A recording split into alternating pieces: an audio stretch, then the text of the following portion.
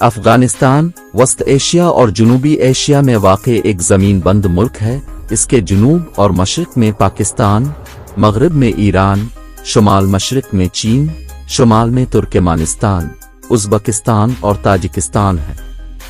इर्द गिर्द के तमाम ममालिक से अफगानिस्तान के तारीख़ी, मजहबी और सकाफ़ती ताल्लुक़ बहुत गहरा है। इसके बेशतर लोग मुसलमान हैं।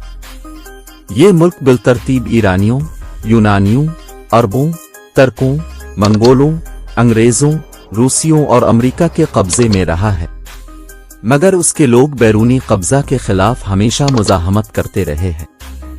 एक मुल्क के तौर पर 18वीं सदी के वस्त में अहमद शाह अब्दाली के दौर में ये उभरा, अगरचे बाद में दुरानी सल्तनत के काफ़ी हिस्से इर्द गिर्द के ममालिक के हिस्से बन गए। 1919 में शाह अमान उल्लाह खान की क़यादत में अंग्रेज़ों से अफ़गानिस्तान की आज़ादी हासिल की, जिसके बाद अफ़गानिस्तान सही मानों में एक मुल्क बन गया। मगर अंग्रेज़ों के दौर में उसके बेशतर इलाके हकीकत में आज़ाद ही थे और बरतानिया कभी इस पर मुकम्मल कब्ज़ा नहीं रख सका। 11 सितंबर के वाक़ये को बुनियाद बनाकर अमरीका ने तालिबान पर जंग मुसल्लत कर दी और तालिबान हुकूमत अमारत इस्लामिया अफ़गानिस्तान को गिरा दिया। लेकिन 20 साल बाद अमरीका को तवील तबाकुन जंग के बाद अफ़गानिस्तान से निकलना पड़ा। बज़ाहिर अमरीका की कठपुतली हुकूमत इस्लामी जमहूरिया अफ़गानिस्तान के नाम से 15 अगस्त 2021 तक कायम रही, लेकिन काबुल पर तालिबान के कब्जे के साथ ही इस हुकूमत के इक़्तिदार का सूरज गुरूब हो गया। अफ़गानिस्तान पिछले 35 साल से मुसलसल जंग की सी हालत में है, जिसने इसको तबाह कर दिया है और उसकी कई नस्लों को बेघर कर दिया है। ये तबाही कभी गैरों के हाथों हुई और कभी खाना जंगी से ये सूरत हाल पैदा हुई।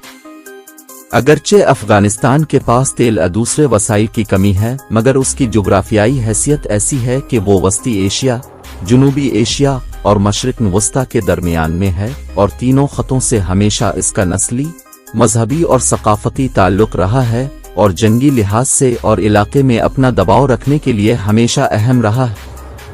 यही वजह है कि इस्तिमारी ताकतों ने हमेशा इस पर अपना कब्ज़ा या असर रखने की कोशिश की है।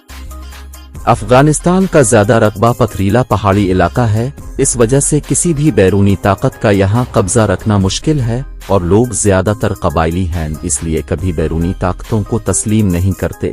नतीजा ये कि इस मुल्क को कभी भी लंबे अरसे के लिए अमन नसीब नहीं हो सका। अफ़गानिस्तान चारों तरफ से खुश्की से घिरा हुआ मुल्क है, जिसका कोई साहिल समंदर नहीं। इसकी समुद्री तिजारत इसीलिए पाकिस्तान के जरिए होती है। ज्यादा इलाका पहाड़ी है, जो ज्यादातर को हिंदुकुश पर मुश्तमिल है। अफ़गानिस्तान में पानी की शदीद कमी है, अगरचे 4 दरिया हैं, जिनके नाम दरियाए इनको, दरियाए काबुल, दरियाए हेलमंद और एरोद है। ऊंचा तरीन मकाम नोशक है, जो 24,700 फुट बुलंद है और तिरशमीर के बाद को हिंदुकुश का दूसरा ऊंचा पहाड़ है।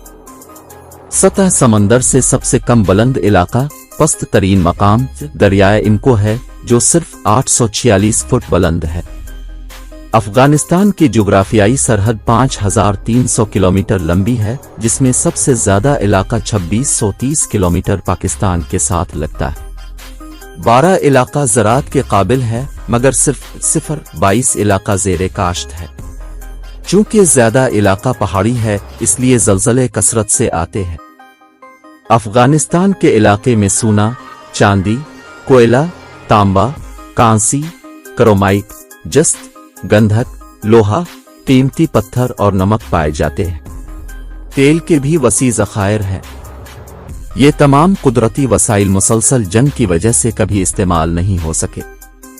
अफ़गानिस्तान का मौसम शदीद है, यानी गर्मियों में शदीद गर्मी और सर्दियों में शदीद सर्दी होती है, मगर सर्दियां ज्यादा शदीद हैं। काबुल में 2 से 3 माह बर्फ पड़ी रहती है।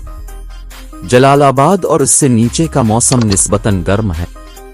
ज्यादा बारिशें गर्मियों में होती हैं, जब बरसगीर में मानसून होता है। अफ़गानिस्तान दुनिया के गरीब तरीन ममालिक में शामिल है। इसकी बुनियादी वजह रूस और अमरीका की कशमकश और इस इलाके में उनके मज़मूम मकासिद हैं। افغانستان مسلسل جنگ کا شکار رہا ہے اور اسے معاشی ترقی کی مہلت ہی نہیں ملی۔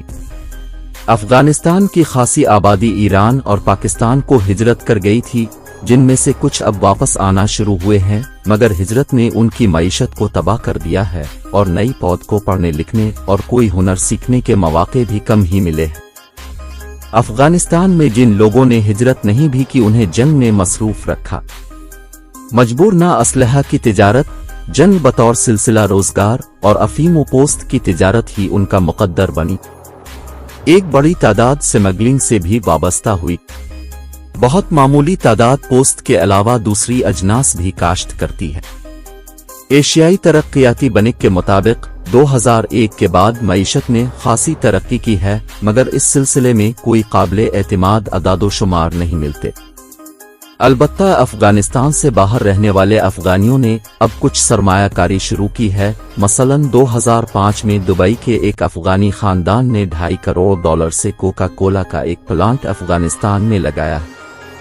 افغانستان کو ابھی غیر ملکی امداد پر انحصار کرنا پڑتا ہے اور 2006 میں زر مبادلہ کے بیرونی ذخائر صرف $50 کروڑ امریکی ڈالر کے لگ بھگ تھے۔ افراط زر افغانستان کا ایک بنیادی مسئلہ رہا ہے اور افغانی روپیہ کی قیمت بھی مسلسل گرتی رہی ہے، مگر اب حالات کچھ بہتر ہیں۔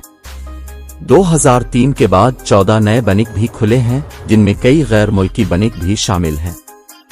کابل کی ترقی کے لیے بھی 9 ارب امریکہ ڈالر مہیا کیے گئے ہیں۔ افغانستان کئی بین الاقوامی اداروں کا رکن ہے اور حال ہی میں سارک کا رکن بھی بنا ہے۔ ایک اہم پیش رفت قدرتی گیس کی دریافت ہے، جس کا استعمال اور فروخت بڑے پیمانے پر شروع ہونے کی امید ہے۔ افغانستان میں صوبے کو ولایت کہتے ہیں، مثلاً ولایت بدخشان۔ افغانستان کو کل 34 ولايات میں تقسیم کیا گیا ہے۔